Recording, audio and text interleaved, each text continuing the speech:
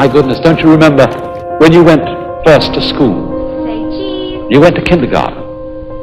And in kindergarten, the idea was to push along so that you could get into first grade. Like sea lions. Woo! Woo! And then push along so that you could get into second grade, third grade, so on, going up and up. And then you went to high school, and this was a great transition in life.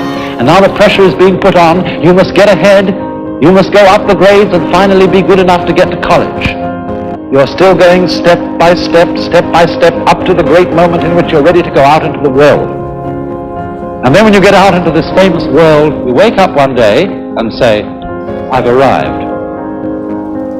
And by Jove, I feel pretty much the same as I've always felt. Because you see, you were fooled. You were always living for somewhere where you aren't. You can't live at all unless you can live fully now.